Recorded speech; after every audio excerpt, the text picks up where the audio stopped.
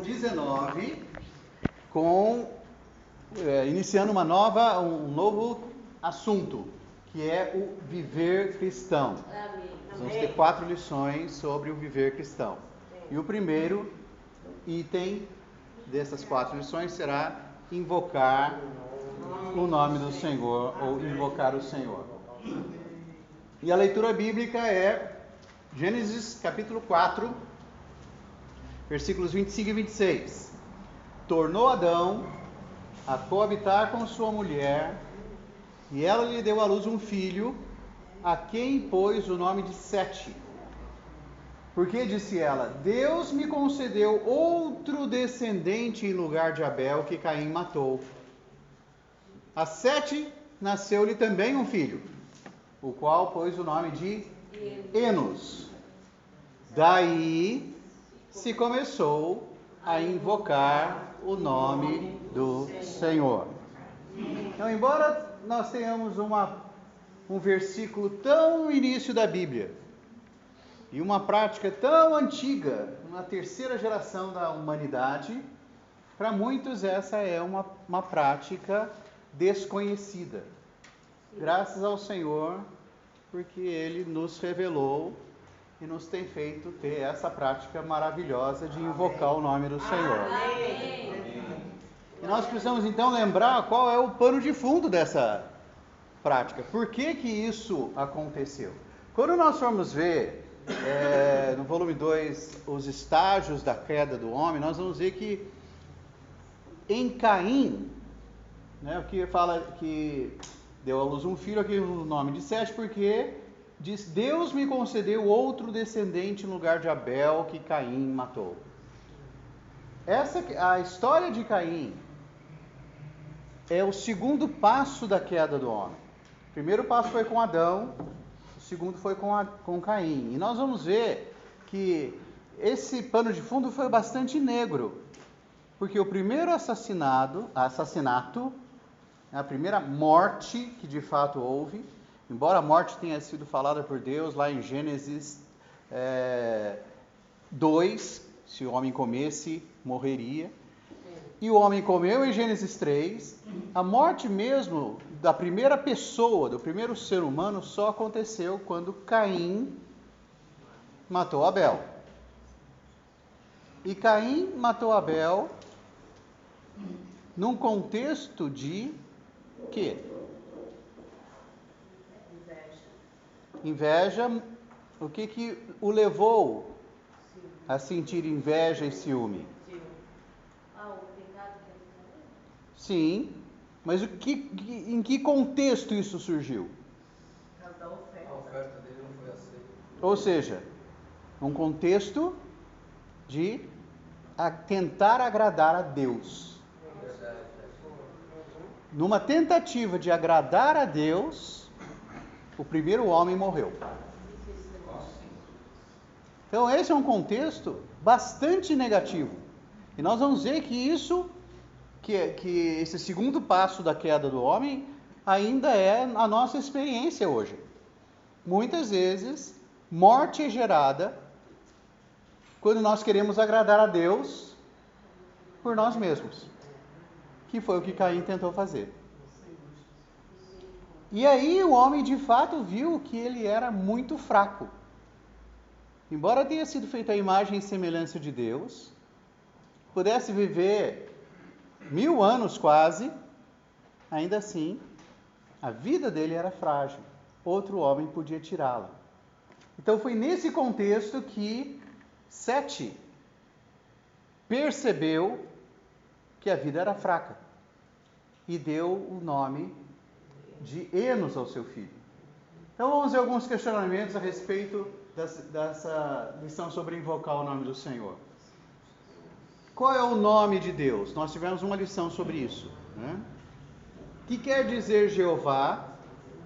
O que quer dizer Jesus? E como ter certeza que Deus de fato nos ouve quando nós clamamos a Ele? Então, após crer em Jesus Cristo e ser salvo, o cristão passa a aprender e viver uma série de princípios e ensinamentos bíblicos.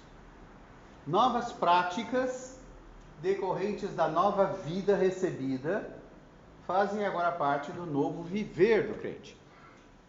Nessa lição, então, nós veremos a prática de invocar o nome do Senhor. Como nós já falamos, essa não é uma prática muito conhecida. E mesmo em relação ao nome do Senhor. Hoje, muitas pessoas falam Deus, Deus, Deus. Né? Deus me guarde, Deus me livre, Deus abençoe. Vai com Deus, fique com Deus. Né? Lógico, Deus, o nome é o título divino. Mas o nome representa a pessoa. Quando você quer alguém, o que você faz? Você chama o nome. Sim. E aí o que acontece? A pessoa vem. Não vem o nome. Você se relaciona com a pessoa, mas você chama o nome. Então o nome tem muito a ver com o nosso relacionamento com Deus. E o verbo para invocar em hebraico, que é kará, significa clamar, chamar, invocar, convidar, denominar, exclamar e gritar. E também é usado para dar nome às coisas e às pessoas. Então nós vamos dar uma olhada aqui nessas referências e ver o seguinte. Em Gênesis 1:5 fala: chamou Deus a luz dia e as trevas noite. Então esse verbo é o mesmo. Você chama. Quando você chama, você dá um nome para aquilo. E o nome se torna aquilo. Ou aquilo se torna o nome. De que Deus chamou a luz? Dia. Então, dia é um nome, mas se tornou aquilo.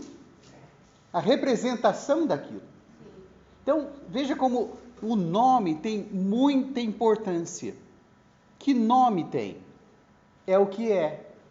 Dia, quando a pessoa fala dia, você tem essa noção do que aquilo é. E chamar tem essa ideia de você dar um nome, você dar uma identidade àquilo. Aquilo passa a ser o que o nome diz que é. Versículo 8 fala: fez, pois, Deus o firmamento e a separação entre as águas de baixo do firmamento e as águas sobre o firmamento, e assim se fez. E chamou Deus ao firmamento céus. Deus deu um nome àquela atmosfera, aquele lugar, aquele ambiente, céus. E quando você ouve essa palavra, você logo identifica. Sim. Tá certo? E no versículo 10, chamou Deus a porção seca de terra. Então, quando você fala aquele nome representa aquilo. Tá certo? Designa aquilo. E também as pessoas, em Gênesis 2:20, deu nome o homem a todos os animais domésticos, às aves do céu, a todos os animais selváticos. Para o homem, todavia, não se achava auxiliadora que fosse idônea. Depois a gente volta aqui. Vamos só para o 4:17. Que fala: ela concebeu, deu à luz Enoque, Caim edificou uma cidade e lhe chamou Enoque. Então, ele deu o nome para a cidade do nome do filho dele. Isso é bastante significativo. A cidade tinha o mesmo nome do filho. O que isso mostra?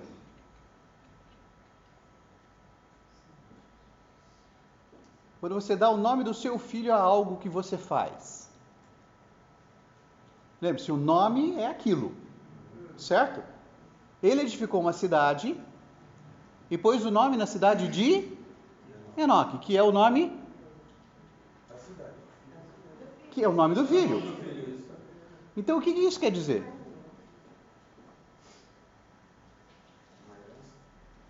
Que ele considerava a cidade um filho, aquilo que saiu dele.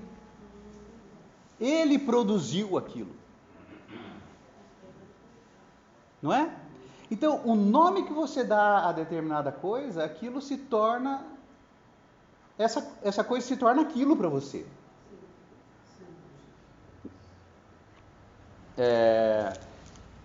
O nome dos animais, Adão deu nome aos animais.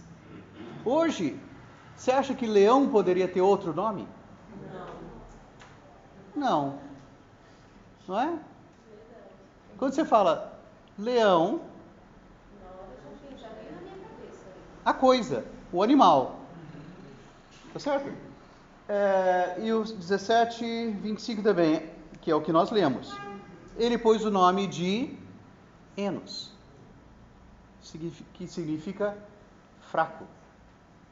Foi uma constatação: o ser humano é fraco.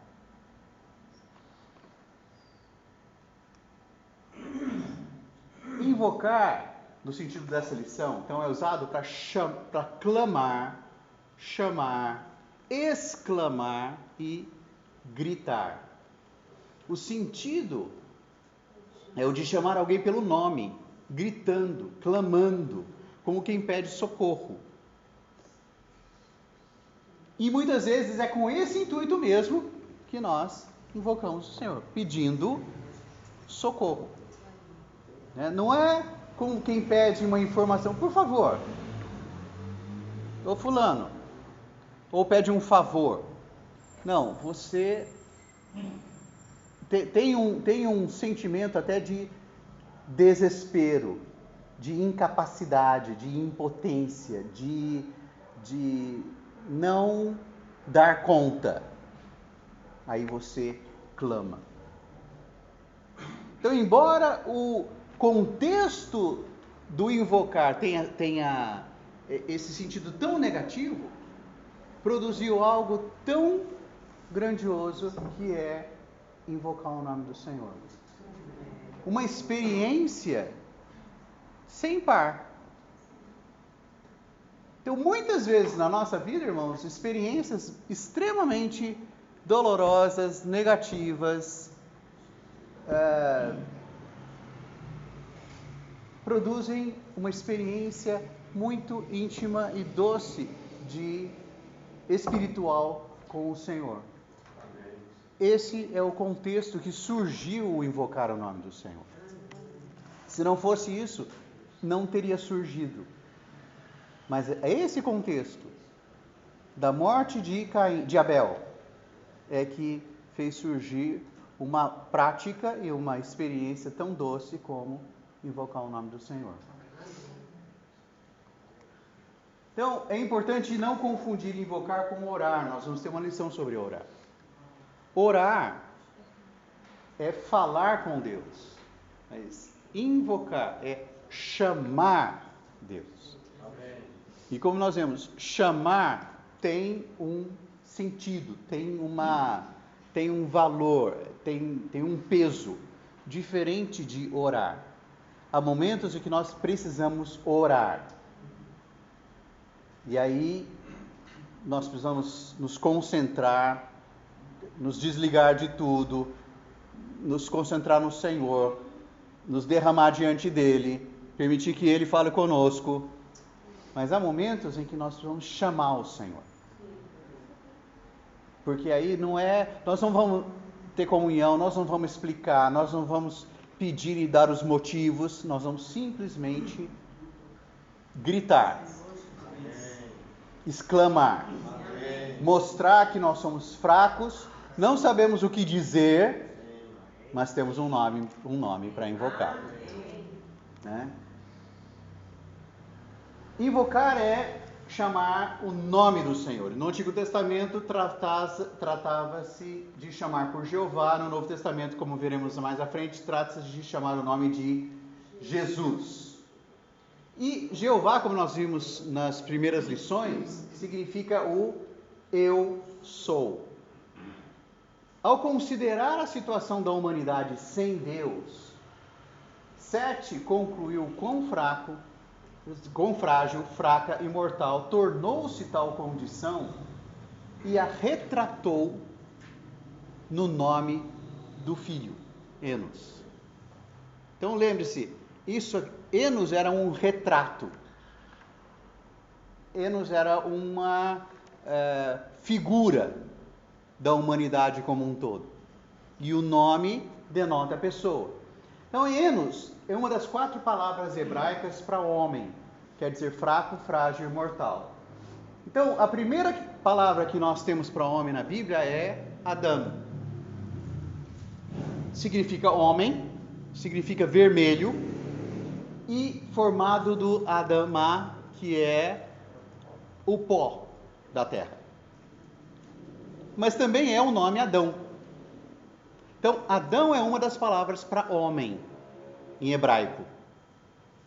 Outra palavra é Enosh, que é fraco, frágil, mortal. A palavra significa isso, mas também se tornou o nome dele. Então, nomes na Bíblia, especialmente no Antigo Testamento, têm significado. E os primeiros nomes não eram simplesmente um nome que soava bonito. Muitas vezes a gente fala assim, eu não gosto desse nome, soa bem, eu vou pôr tal nome no meu filho. Outras vezes, eu queria pôr o nome de Estevão no meu filho. A Major falou, não soa tão bem. Eu não estava muito interessado se soava bem ou não. Mas ela estava. E como sempre, ela ganhou. Tá certo? Então, porque quando a pessoa olhava para aquela pessoa, via algo com um significado. Outra palavra é Geber, que é valoroso, valente. Geber também é traduzido por homem em alguns versículos. E Geber mais El, que é Deus, dá Gabriel. Então, Gabriel significa o valente de Deus. Mas bem o contrário da palavra Enos. Não é? Mas ambos querem dizer homem. E a última é Ish, que é o homem no sentido geral. Tem um versículo que essa palavra é usada num contexto em que só tem mulheres, mas em vez disso fala Ish, que é homem ou pessoas. Tá certo? Então, essas 4 palavras, aquela assembleia lá é resquício da lição passada, tá bom? Nesse versículo, Salmos 8:4, fala o seguinte: que é o homem que dele te lembres, e o filho do homem que o visites. A primeira palavra homem aqui é Enosh. Que é o Enos que dele te lembres? E que é o filho de Adão que o visites? Então, nesse contexto em que fala sobre Deus dar atenção a nós, as palavras são importantes. O que é esse fraco aí? Para Deus se lembrar dele. Tem valor? Mas Deus se lembra. Amém. E esse filho do barro? Para Deus visitar. Mas Deus visita. Amém. Então, irmãos, nós somos esses fracos que não saem da memória de Deus, amém, não saem da cabeça dele, amém, ele pensa em nós o tempo todo. Amém. Quando nós nos consideramos tão fracos e frágeis, nós precisamos nos lembrar disso, que nós não saímos da cabeça de Deus. Ele continua pensando na gente o tempo todo. Embora às vezes a gente pense que não, Deus me esqueceu. Mas não, Ele lembra. E nós somos filhos do barro. Não é isso que Paulo fala em 2 Coríntios 4? Tesouro em vasos de barro. Nós somos vasos de barro. Filhos do barro. Filhos de Adão. Ainda assim, Deus nos visita. Amém. Então, a gente se sente tão honrado com a visita de certas pessoas, não é? Deus nos visita. Amém. Mesmo sendo barro. Não é? Então, quando Sete deu ao filho o nome de Enos, era muito descritivo isso. E lá na frente, séculos depois, quando esse salmo foi escrito, se não me engano foi Davi, ele diz que é o Enos. Então o que você e eu somos? Mas ainda assim, Deus se lembra e Deus nos visita. Amém. Ao olhar a condição dos homens de sua época, Sete deu a seu filho um nome que o fizesse lembrar quão fraco, doente, mortal é o homem sem Deus. Então, irmãos, quantas vezes nós somos lembrados disso? Na nossa situação, no nosso dia a dia, né? Às vezes uma gripezinha deixa a gente prostrado, e a raiva é que você conta para alguém e a gripe dele sempre foi pior que a sua, né? Rapaz, eu fiquei mal. Eu sei, eu também fiquei. Você nem imagina. É ou não é? A gripe dos outros é sempre mais trágica que a sua. O problema dos outros é sempre maior que o seu. É ou não é? Mas é bom a gente se lembrar disso de vez em quando, porque isso nos faz clamar aquele que é. Amém. Então, ele passou a clamar por Jeová, e Jeová é o Eu Sou. O homem é fraco, é doente, é nada. E ele precisa do quê? De quem é. Tá certo? E Deus é. O homem não tem força? Deus é. O homem não tem saúde? Deus é. Essa é a beleza dessa situação. Mesmo numa situação lamentável, tão negra, algo tão positivo surgiu. Até hoje nós desfrutamos disso. Depois de Sete, muitos homens no Antigo Testamento também invocaram o nome do Senhor. Então nós temos todas essas referências. Abraão, Isaac, Moisés, Jó, Davi, Elias, Eliseu, Jeremias e muitos outros. Nós já lemos esses versículos, já conhecemos a história. Tá certo? Isso se tornou uma prática. E graças ao Senhor chegou até nós. Amém. Invocar o nome do Senhor foi profetizado, olha só, irmãos, para a era neotestamentária como prática a ser adotada pelos povos gentios. Esses versículos seria bom nós lermos. Então, o primeiro é Joel, capítulo 2, versículo 32, que a gente conhece bem. E acontecerá que todo aquele que invocar o nome do Senhor será salvo. Porque do Monte Sião e em Jerusalém estarão os que forem salvos, como o Senhor prometeu. E entre os sobreviventes aqueles que o Senhor chamar. Olha só, o Senhor chama para chamar. O Senhor chama para invocar. Amém. Então aqui parece um versículo banal, mas esse versículo depois é citado lá na frente. Também tem Sofonias, capítulo 3, versículo 9.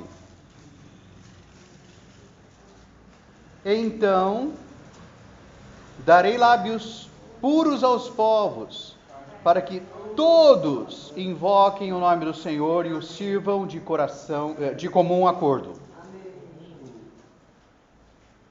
Então faz parte da salvação de Deus invocar o nome do Senhor. Amém.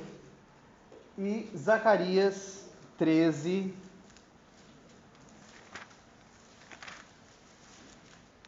9.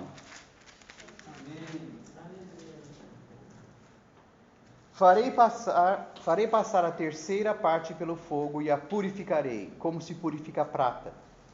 E provarei como se prova o ouro. Ela invocará o meu nome, e eu a ouvirei. E direi, é meu povo. Amém. E ela dirá, O Senhor é meu. o Senhor é meu Deus. Amém. É o que nós falamos hoje. O Senhor é o meu Deus. Então, esses versículos indicam a salvação que viria. Lógico, eles já desfrutavam essa salvação em figura no Antigo Testamento, mas ela de fato veio no Novo Testamento. Então, para ser salva, uma pessoa não precisa pronunciar palavras difíceis ou ter experiência esplendorosa, basta invocar o Senhor. Um negócio tão simples, mas tão profundo. E no Novo Testamento, o nome que nós invocamos é Jesus. Jesus é formado de duas palavras. Jeová mais salvação. Então, se no Antigo Testamento Jeová já é eu sou e o Senhor é tudo, esse eu sou hoje salva. Então, quando nós invocamos o Senhor, nós não apenas temos tudo que Ele é, mas temos tudo que Ele é aplicado a nós, por meio da salvação. Então, e na salvação inclui tudo, a redenção, a transformação, a conformação, a santificação, a glorificação, tudo está nisso. Então, cada vez que nós invocamos o Senhor, mais uma parcela dessa salvação maravilhosa é dispensada a nós, é depositada em nós. Pouco a pouco, ela vai sendo formada em nós. Então, foi para a salvação dos judeus em Atos 2, 16, 21, quando Pedro foi falar da salvação para aqueles 3.000 judeus ali em Atos 2, que 50 dias antes haviam gritado, crucifica-o, certo? Eles são os mesmos, porque eles vinham para Jerusalém para as festas. Então, muitos dos 3.000 que estavam ali, certamente tinham estado na Páscoa 50 dias antes. E estavam lá quando Pilatos perguntou para eles, escuta, o que eu faço com Jesus? O que eu faço com Jeová a salvação? Crucificam. Aí o que Pedro fala para esses mesmos judeus? Que eles precisavam invocar o nome daqueles que eles tinham mandado crucificar. E nisso estava a salvação. Então, vamos dar uma lidinha ali em Atos 2.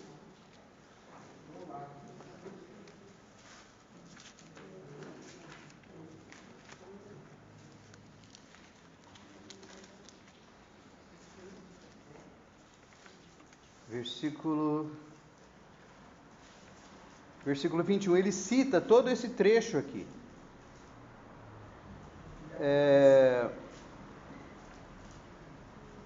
Ele fala assim, no versículo 21, né? E acontecerá que todo aquele que invocar o nome do Senhor será salvo. Olha o que Pedro fala então para esses judeus.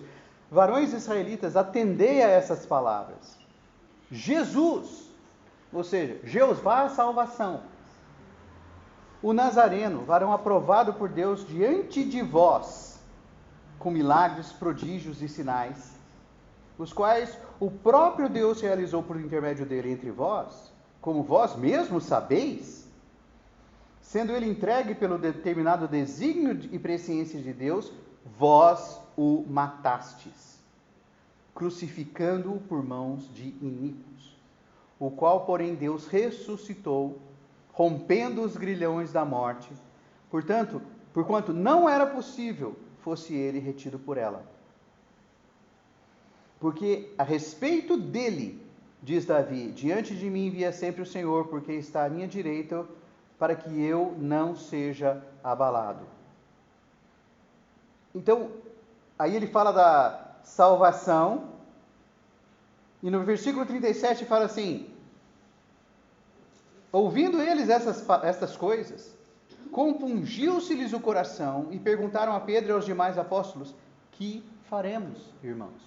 Ou seja, nós mandamos matar aquele que era a nossa salvação, e agora? Não vai ter salvação? Respondeu-lhes Pedro: arrependei-vos. Amém. E cada um de vós seja batizado em nome de quem? Jesus Cristo. Jeová, mais a salvação, Amém. que foi ungido para a remissão dos vossos pecados, e recebereis o dom do Espírito Santo. Então, toda a pregação dos apóstolos em Atos era em cima desse nome. E era esse nome que os judeus queriam proibir os apóstolos de pregar, de falar. Mas eles não fizeram isso. E também a salvação de todos, não apenas dos judeus, mas de todos, em Romanos 10, 13, que é o versículo que a gente conhece. Aí Paulo cita esse versículo: todo aquele que invocar o nome do Senhor será salvo. Embora tenha sido uma citação do Antigo Testamento, no Novo Testamento o Senhor é Jesus. Então, e Pedro fala, né, que não há salvação em nenhum outro nome, porque não há outro nome dado entre os homens pelo qual importa ser salvos. Então, Paulo diz que o Senhor é rico para com todos os que o invocam. Todo aquele que invocar o nome do Senhor será salvo. E para os irmãos de Corinto, ele fala que eles eram um com aqueles que em todo lugar invocam o nome do nosso Senhor Jesus Cristo. E recomenda a Timóteo que fuja das paixões da mocidade com quem? Invocam o Senhor. Então, irmãos, realmente esse nome nos salva. Nos salva. Não é uma prática banal, não é tomar o nome do Senhor em vão, como tantas pessoas falam ou acusam. Não, pelo contrário, é desfrutar a salvação. E traz muitos benefícios. Olha que interessante esse trecho que Paulo... Quando Deus falou esse trecho, ele falou em referência à lei, mas Paulo aplicou isso em referência ao próprio Senhor. Ele fala: não é necessário subir ao céu mais para trazer do alto a Cristo, e nem necessário descer ao abismo para tirá-lo dentre os mortos. Tudo isso ele já fez. Mas o que fala? A palavra está perto de ti, na tua boca e no teu coração. Que palavra é essa? Senhor Jesus. O nome do Senhor. A palavra-chave aqui é: se com a tua boca confessares Jesus como Senhor, e no teu coração creres. Então a palavra, por isso que fala, salvação, irmãos, é um negócio muito simples. Crer no coração, e crer é receber. Você não faz esforço para receber. E confessa com a boca. Nisso nós temos a salvação. E aí nós temos vários versículos, né? Salmos 116, 5. Quando nós invocamos o nome do Senhor, nós tomamos o cálice da salvação. Em Isaías 12, quando nós invocamos o nome do Senhor, nós tiramos água das fontes da salvação. Irmãos, todos nós temos essa experiência. Tem hora que o que a gente quer é água. não é suco, não é refrigerante, né? É água. Estamos com sede? O que nós precisamos de? Água. Invocar o Senhor tem essa sensação, como beber água no calor, quando a gente está morrendo de sede, com a garganta seca. Nós podemos dizer, ó Senhor Jesus, somos saciados na nossa sede. Desfrutar as riquezas divinas. Quantas vezes a gente reclama que não tem dinheiro para nada? Mas nós podemos, especialmente para pagar o casamento, né? Depois do casamento, é ou não é? Tem de invocar muito o nome do Senhor. É ou não é? Desfrutar as riquezas. Pois é, outro dia encontrei o Sérgio. Aí ele falou assim, vocês já pagaram a conta na padaria? Aí ele chegou e falou assim, e aí, tá tudo pago? Eu falei, não, estamos esperando você. Ele falou assim, não, eu tenho muita outra coisa para pagar agora não vou pagar nada. Então, irmãos... Mas eu não entendi, porque quem foi que gastou foi o pai da... Pô, não, depois você se acerta com ele. A única coisa que eu sei, que tanto você quanto ele, como ele, tem acesso às riquezas insondáveis. Insondáveis. Por meio desse nome. Aleluia. E, irmãos, não é bom ter um nome para clamar na hora da angústia? Não é só falar, ai meu Deus do céu. Não é isso. É mais do que isso. É, ó Senhor Jesus. Ó Senhor Jesus. Então nós clamamos o Senhor na angústia. Clamamos o Senhor na tribulação. E essas coisas são todas decorrentes da queda. Angústia e tribulação nunca foram planejadas para nós. Nós somos criados em Adão e colocados num lugar chamado Éden, que quer dizer prazer. Nós perdemos isso por causa da queda. E então as angústias vêm, as tribulações vêm, mas nós temos uma saída. Não nos livra da angústia, não nos livra daquilo que causa a angústia, mas nos livra do sentimento da angústia, quando nós invocamos o nome do Senhor. E o Senhor responde. E o Senhor ilumina, livra a nossa alma. Eu acho que nós podemos ler esse Salmos 86, 8. Aleluia. Amém. É isso? Não há entre os deuses semelhante a ti, Senhor, e nada existe que se compare às tuas obras. 7. No dia da minha angústia, clamo a ti, por quê? Porque me respondes. Então, na verdade, não é 8, é 7. 86, 7. O Senhor responde. Como é que você sente quando você liga para alguém e ele não atende? Dá uma raiva. Não dá uma raiva?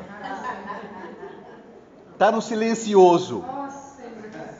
Não é? Não, tá no silêncio. Ele estava no silencioso, eu não ouvi. Você ligou? Liguei, eu precisava. Que agora não precisa. Agora eu não preciso mais. Já resolvi. Não é? Mas aqui em 86, 7 fala, no dia da angústia, clamo a ti e vai para a caixa postal. Não vai para a caixa postal. O Senhor responde. Aleluia. Ele responde. E mais, Ele livra. a nossa alma. Amém. Salmos 116,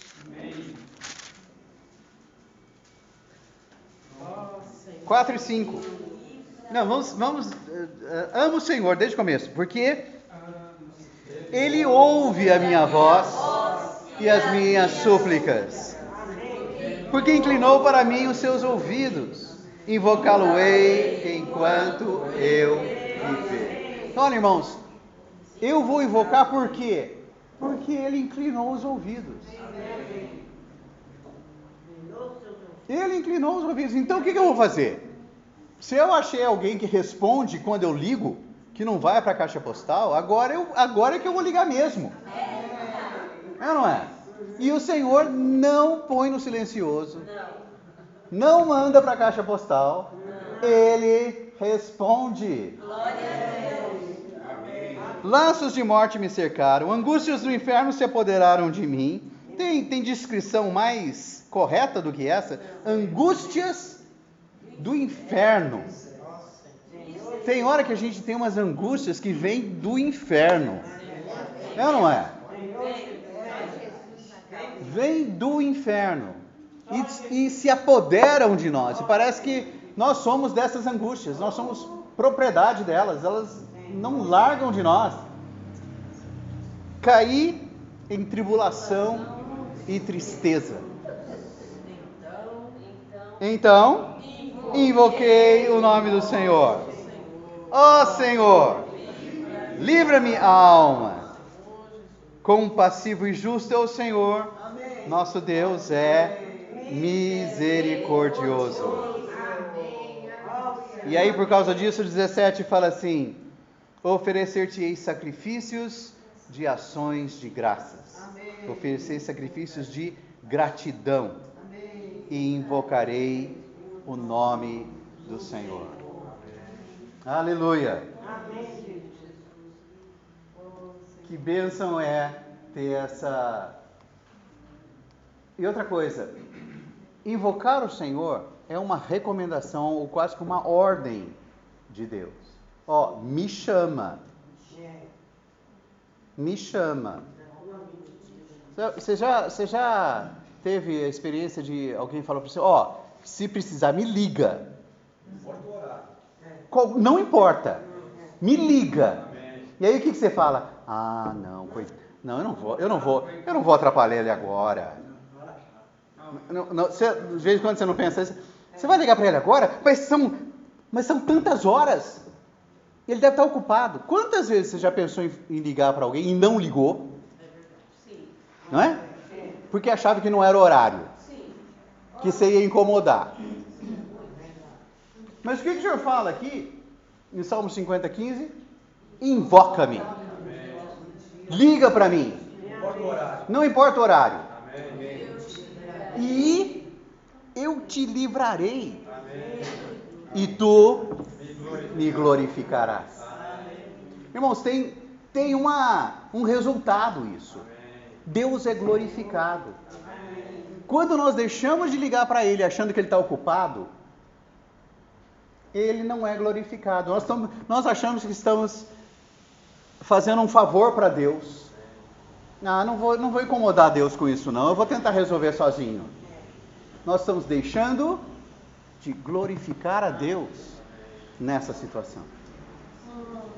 E não só isso, Jeremias 33:3, invoca-me e te responderei. Ou seja, me liga que eu atendo. Eu atendo. E não só atendo, mas eu vou anunciar para você coisas grandes e ocultas que não sabes. Não tem hora que a gente fica desesperado por não saber? A gente não sabe. E quando fica sabendo, a gente fala, poxa, mas era isso? Só que quantas vezes a gente deixa de invocar o Senhor e deixa de receber a revelação e ficamos não sabendo. Mas quando nós invocamos o Senhor, Ele promete que Ele nos anuncia coisas grandes e ocultas. Irmãos, nós temos tantas coisas ocultas em nós, tantas coisas ocultas ao nosso redor, nas circunstâncias, nos relacionamentos, nas dificuldades, nas tentações e acusações do inimigo, nas armadilhas que ele arma para nós. Não é? Nós pisamos tantas vezes em terreno minado sem saber, mas não precisa ser assim. Nós podemos clamar ao Senhor, invocar o nome do Senhor, e Ele responde e mostra. Não pise aí. Não vá por esse caminho. Você não sabe, mas eu sei. E eu estou anunciando isso para você, estou falando. Não vá.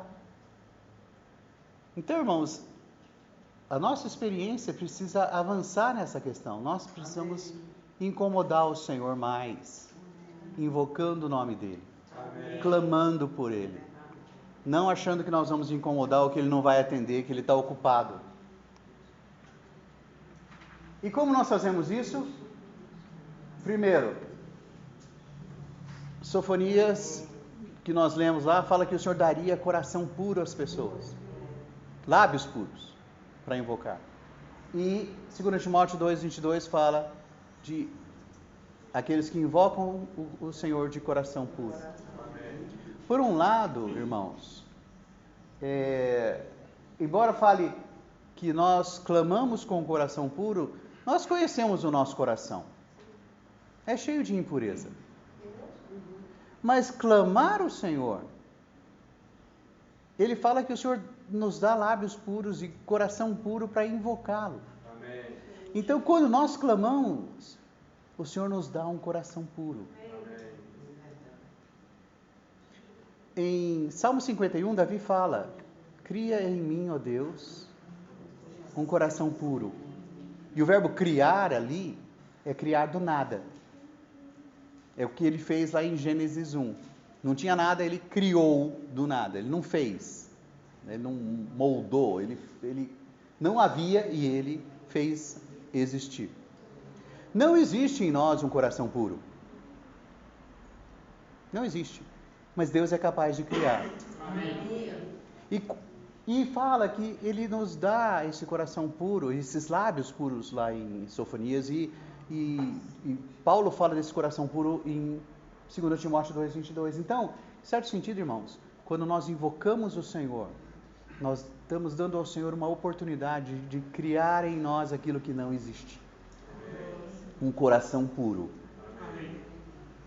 E às vezes nós nem sabemos como pedir isso. Em certas situações, quando nós somos atordoados por certos pensamentos impuros ou coisas assim, a gente não consegue nem orar. Mas nós podemos clamar ao Senhor. Ó Senhor Jesus.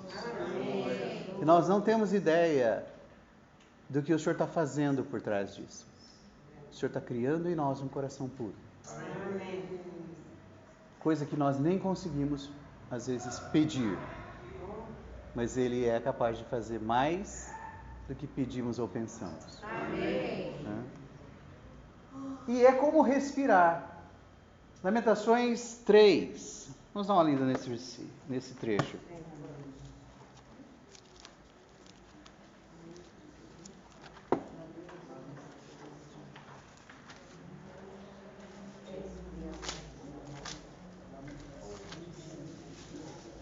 Aqui fala assim, 55 fala, da mais profunda cova, Senhor, invoquei o teu nome.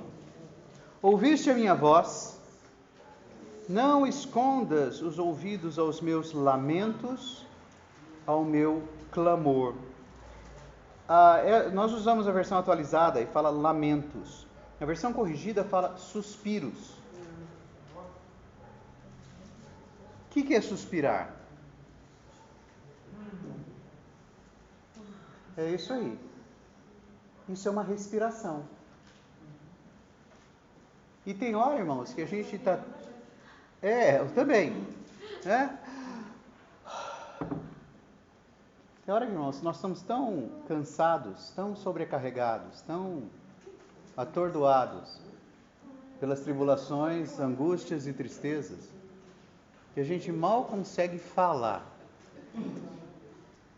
A gente muitas vezes só consegue suspirar. E o Senhor ouve. Ele ouve, mesmo um suspiro. Embora chamar, invocar, seja gritar, tem hora que ele sabe que nós não conseguimos nem mesmo falar. Nós mal sussurramos. Mas ainda assim, ele ouve. Amém. E no Espírito. Por isso que o Van Gogh vivia falando isso, né? De se voltar ao Espírito, exercitar o Espírito, invocando. Porque ninguém pode dizer Senhor Jesus se não for pelo Espírito. Então, se nós estamos na carne e queremos nos voltar ao Espírito, uma das maneiras mais rápidas e mais fáceis e práticas é invocar o nome do Senhor. Né? E Salmos 116, 2, que fala que nós invocamos, já que Ele responde, nós invocamos por quanto tempo? Enquanto eu viver. Então, irmãos, quanto mais nós vivermos, mais nós vamos invocá-lo. Amém. Senhor Jesus. Aleluia. Então, irmãos, claro, tem muito mais versículos sobre isso. Tem uma relação no final da lição sobre todos esses versículos. E tem outros que não são citados, porque é bastante extensa as referências, né, são bastante extensas sobre isso. Mas o importante é que nós sejamos renovados no nosso encargo, na nossa visão, na nossa prática de invocar o nome do Senhor, para sair também da nossa rotina. Porque no fim, irmãos, tudo vira rotina, né? Com o velho homem é tudo velho. Então a gente não precisa se esforçar para que as coisas virem rotina. Sempre viram. Então, de vez em quando é bom a gente ser renovado na nossa visão, no nosso encargo, nas nossas práticas, e uma delas é invocar o nome do Senhor, para que isso se torne mais vivo e mais real. É isso aí. Acabou a lição.